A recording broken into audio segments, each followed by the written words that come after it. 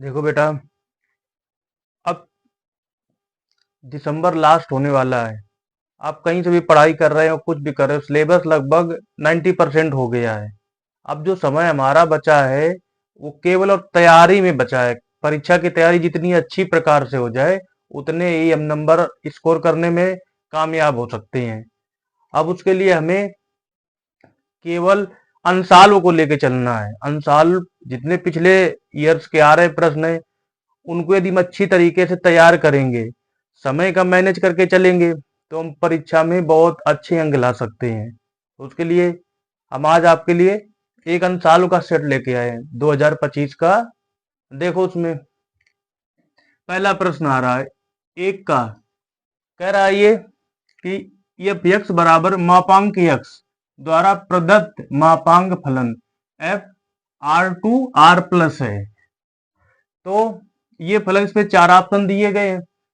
एक एकी और आच्छादक है, कि बहु एक एकी और आच्छादक है। दूसरा एक एकी किंतु आच्छादक नहीं है।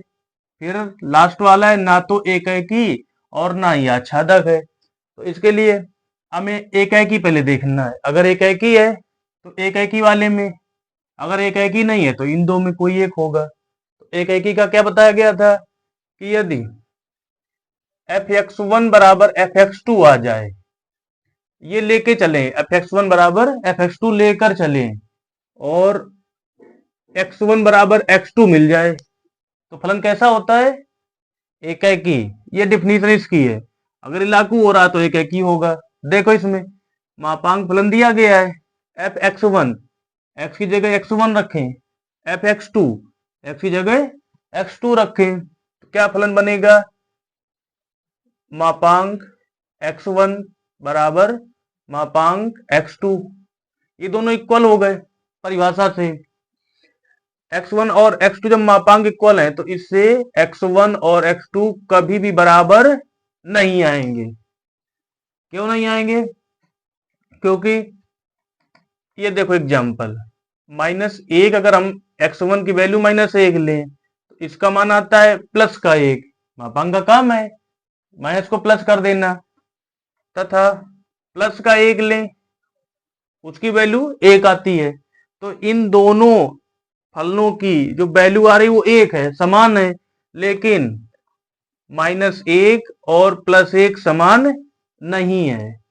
इसके लिए ये वाली कंडीशन देखें, फलन तो हमारे बराबर है लेकिन जो फलन के अंदर पद दिए गए हैं वो बराबर नहीं है। तो ये बराबर लेके चले, ये बराबर नहीं आए। ये किसकी कंडीशन होती है? बहु एक एकी की। यानी हमारा फलन एक एकी तो नहीं है। अब या तो बहु एक एकी होगा या तो आच्छादक होगा। अब आच्छादक की जानकारी कर ले। आच्छादक के लिए क्या पढ़ा है? एफ का परिसर बराबर एफ का सह प्रांत। ये इसकी डिफिनीशन है कि जो फलन है उसका परिसर और फलन का सह प्रांत यदि इक्वल हो रहे हैं तो जो फलन है वो आच्छादक होता है। अब उसके देखें एफ का परिसर, जो हमारा एक्स का मान है, यहाँ पर एक्स का कोई भी मान रखें, हमें जो फलन से मिलेगा वो उसका परिसर कहलाता है। तो एक्स का कोई भी मान रखें, फलन में जो मान मिलेगा वो क्या होगा? देखो एफ का परिसर, अब एक्स का मान हम क्या लिख सकते हैं? ये हमारा होता है फलन। जो फलन दिया गया रियल नंबर से रियल नंबर प्लस तक हो रहा है, तो कोई भी रियल नंबर रखें तो एफ का परिसर हमें क्या मिलेगा? जीरो से अनंत तक। क्योंकि यहाँ पे माइनस रखने पर भी प्लस मिलेगा, प्लस रखने पर भी प्लस मिलेगा। और ये does not belongs to R, ये एफ के सह प्रांत के बराबर नहीं है।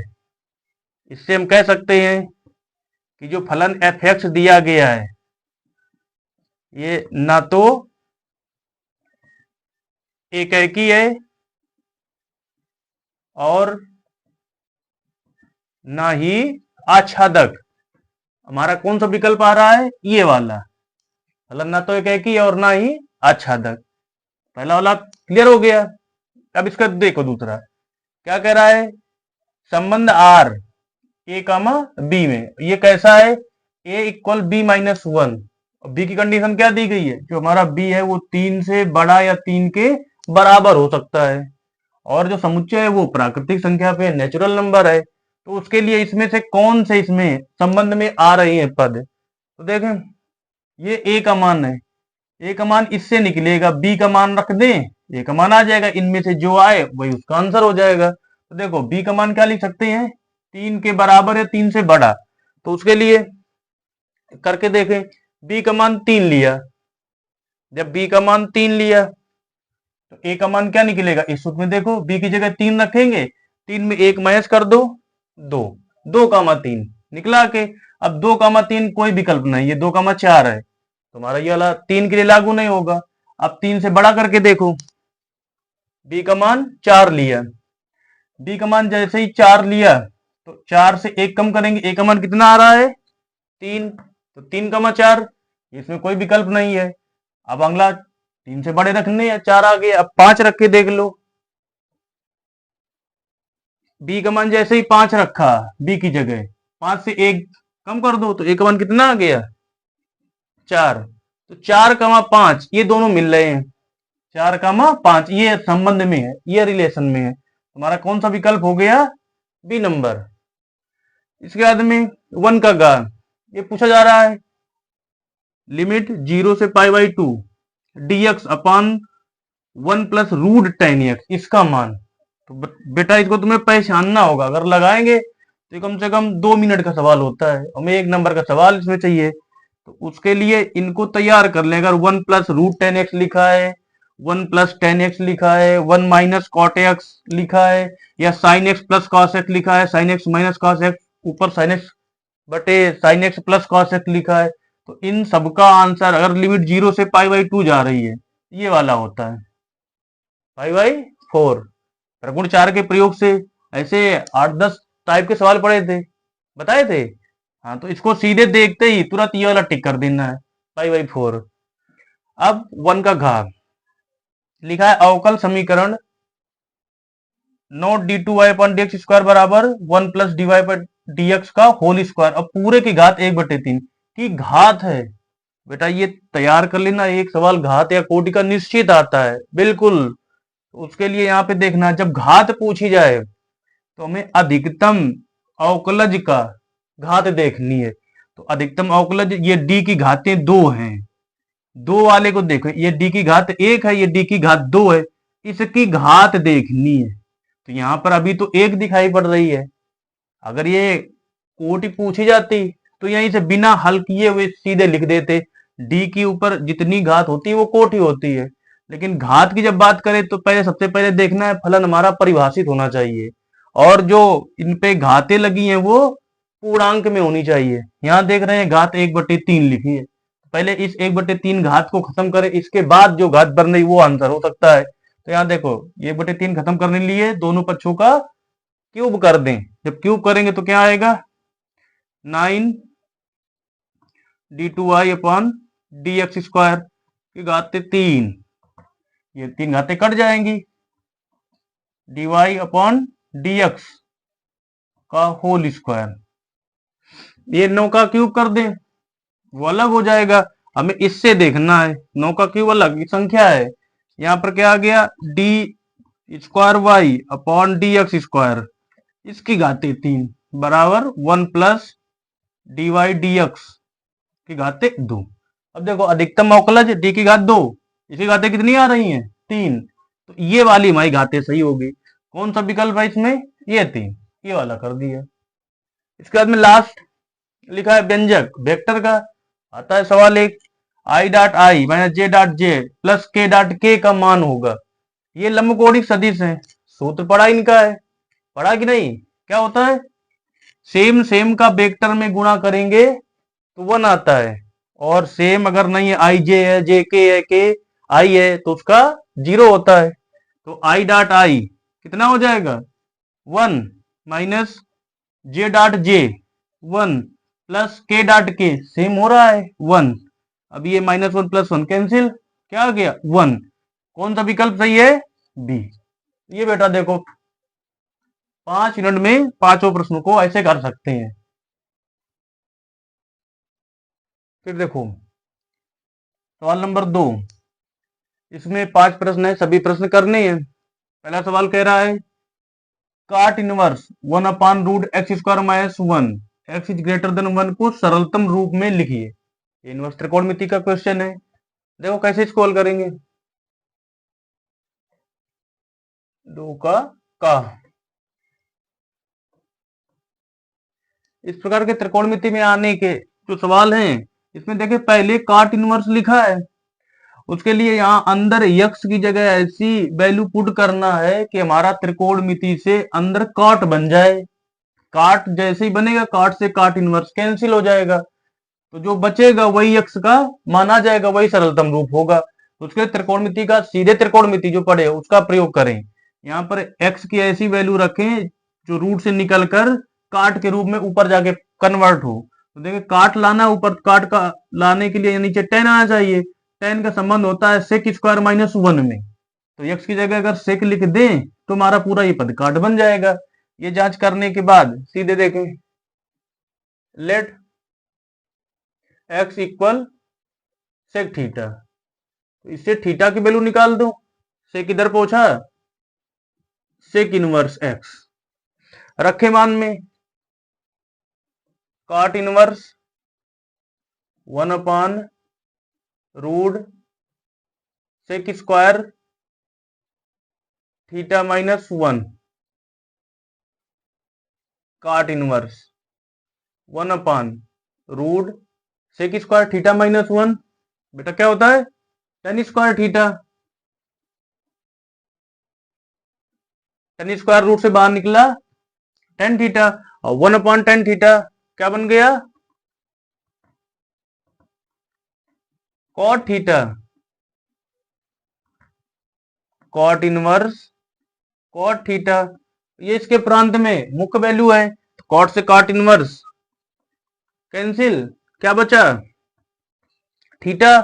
थीटा क्या माने थे सेक इनवर्स एक्स, वही आ गया सेक इनवर्स एक्स। अतः क्या लिखना है, कॉट इनवर्स 1/√x² माइनस 1 का सरलतम रूप बराबर सेक इनवर्स एक्स। ये आंसर आ गया। दूसरा देखें, करा सिद्ध कीजिए एफ एक्स बराबर मापांक एक्स, एक्स बराबर 0 पर सतत है। तो इसके लिए ख नंबर फलन दिया गया है एफ एक्स बराबर मापांक एक्स और निकालना है एक्स बराबर 0 पर। तो सततता के लिए बेटा बताया था 3 कंडीशन संतुष्ट करानी है। सबसे पहले जिस पे पूछा जा रहा है उस पर इसकी फलन की लेफ्ट हैंड लिमिट, फिर इसके राइट हैंड लिमिट, फिर x बराबर जो पद दिया गया, जो वैल्यू दी गई, इस पर फलन का मान। यदि तीनों इक्वल हो रहे हैं तो दिए गए बिंदु पर फलन सतत होता है, यदि इक्वल नहीं हो रहे हैं तो फलन असतत होता है। तो उसके लिए हमें इसमें लिमिट पहले निकाल के देखें। तो लिमिट के लिए पहला नंबर लेफ्ट हैंड लिमिट, इसमें तुम्हें हल करने के लिए जो वैल्यू दी गई उससे लेफ्ट में चलते हैं। 0 दिया गया, 0 से पीछे चलें तो 0 में कुछ घटाना पड़ेगा, तो एक छोटी संख्या मान लेते हैं h, बताया था सभी सवालों के लिए। उस h को घटा दें, माना x की वैल्यू जो 0 पे निकाल रहे उससे घटा दो एक छोटा सा पद h, बहुत छोटा पद है ये 0 माइनस h। अब जब ये x का मान ये होगा, अब लिमिट इसकी x 0 हो रहा है, तब h हमें h में फलन को कन्वर्ट करना है। तो x 0, जैसे x 0 होगा h की वैल्यू भी 0 आ जाएगी। इसका लिमिट निकालें, क्योंकि लिमिट x टेंड्स टू 0 के लेफ्ट में एफ एक्स बराबर लिमिट, हमें x को हटाना है, h में वैल्यू रखना है। उसके लिए h की लिमिट लगा दी, फलन भी चेंज हो जाएगा। x की जगह क्या लिखना है x की जगह 0 माइनस एच, क्या आया बेटा,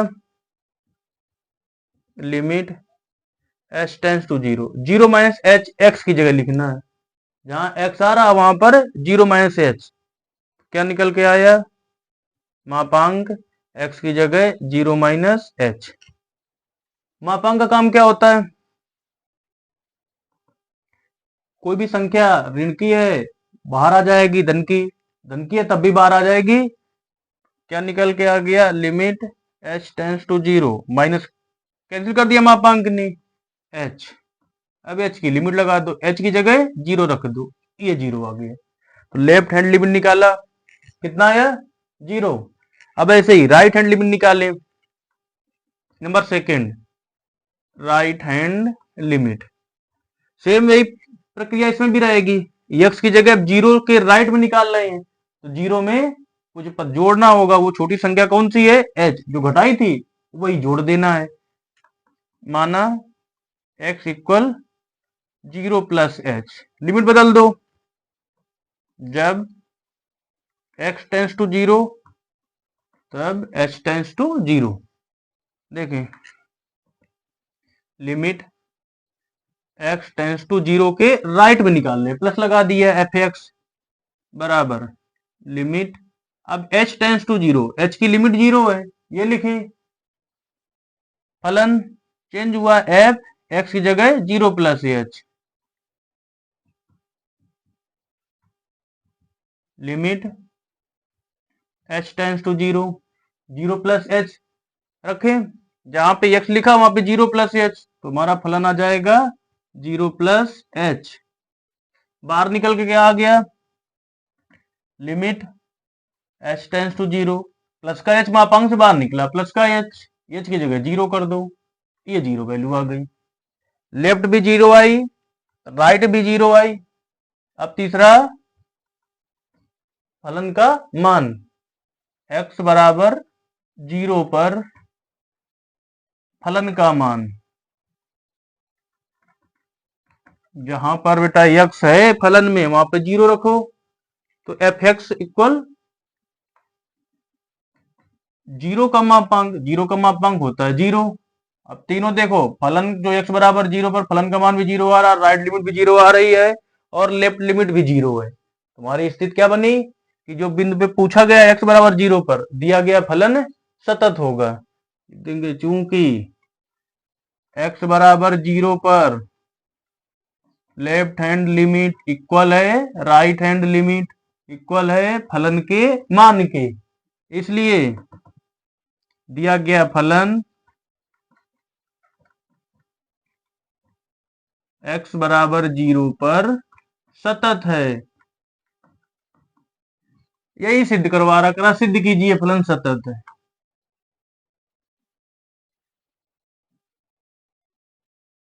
इसके बाद बेटा देखो गा नंबर, कह रहा अवकल समीकरण x y d two y upon d x square plus x d y d x का whole square minus y d y d x equal to, इसकी घात पूछी जा रही है, घात का फिर आ गया, अभी आया था पीछे, तो घात के लिए अभी बताया था कि डी की अधिकतम घातों फिर जो घात होती है वो घात का मान होता है, तो यहाँ पे देखिए अधिकतम घात तो 2 आ रही है लेकिन डी की घात 1 है, यहाँ डी की घात 2 है, उसकी पूरी घात 1 है, दी गई है, तो जो सीधे लिख देना है, इसमें अब लिखने वाला टिक वाला तो है नहीं, तुम्हें लिखना है x y d two y d x square plus x d y d x का square minus y d y d x equal to, लिखेंगे चूंकि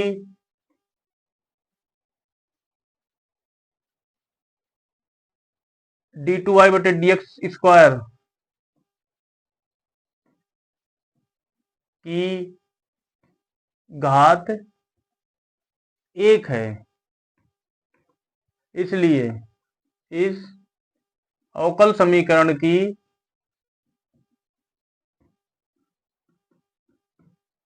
घात भी 1 होगी,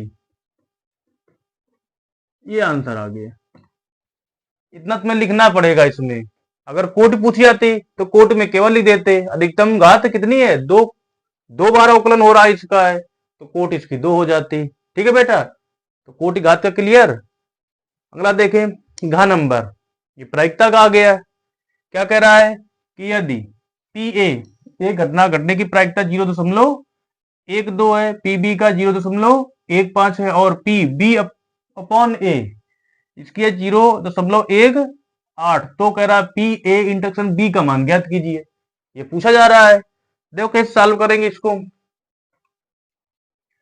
सबसे पहले जो मान दिए गए हैं मान रख लें।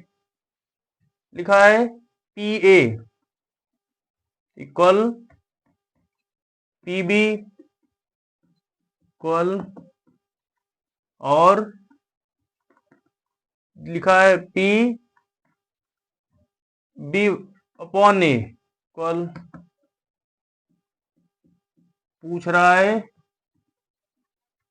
इसका मान, ये पूछा जा रहा है। तो ये केवल बेटा सूत्र के बेस पर है। सवाल एक आता है कभी 1 नंबर का कभी 2 नंबर का, तो इसमें तुम्हें सूत्र केवल देखना है। ये पी बी बटा ए, ये सूत्र बन रहा है 2 रूप में आता है, कभी आता है पी ए बटे बी, कभी पी बी बटे ए।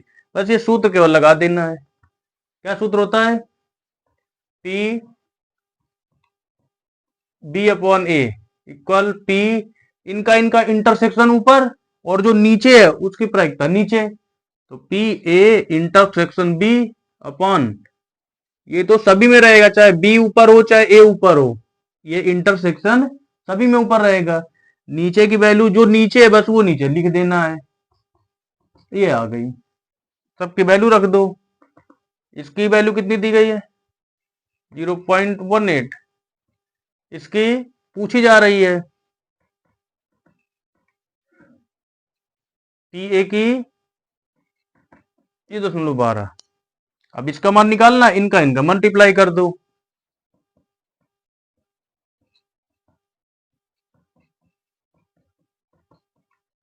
करो गुणा, क्यों कर दो 12, 12 8 96, असल 9, 12 कम 12, 12 9 21, 2 अंक ये 2 अंक ये, 4 अंक पे दशमलव लगा दो, 3 अंक है 1 जीरो ले लिया, ये 0.0216, ये इसका आंसर आ गया। ठीक है बेटा, एक सवाल आएगा इसका तो ये सूत्र देख के करना है।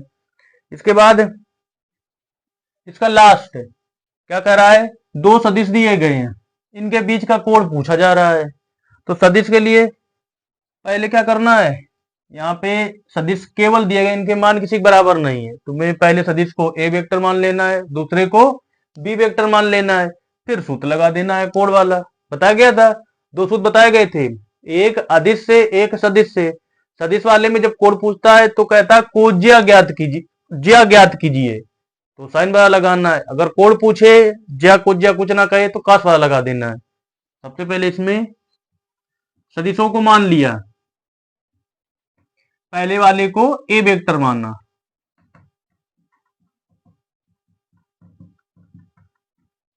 दूसरे वाले को बी वेक्टर माना,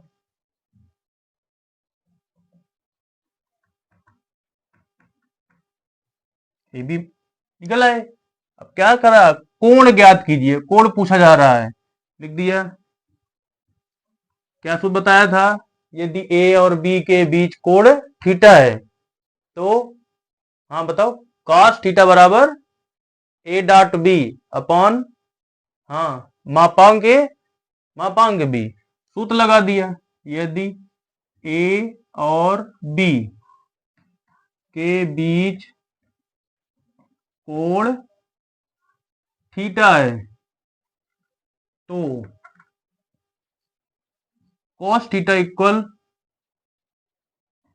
ए डॉट बी अपॉन मापांक ए मापांक बी, वैल्यू रख दो। cos theta A dot B, A का मान, बेटा स्टेप पूरी ध्यान देना, इसमें स्टेप लिखना है, स्टेप मार्किंग होती है। वैसे हम गुणा सीधे कर सकते हैं, इनका इनका गुणा, इनका इनका गुणा सीधे मान रख के आंसर निकाल सकते हैं, लेकिन स्टेप दिखाना है। अरे 1 नंबर का अगर डायरेक्ट लिख देंगे तब भी मिल सकता है, लेकिन स्टेप पूरी लिखो। 2i प्लस जे प्लस 3k डॉट डी का मान 3i 2j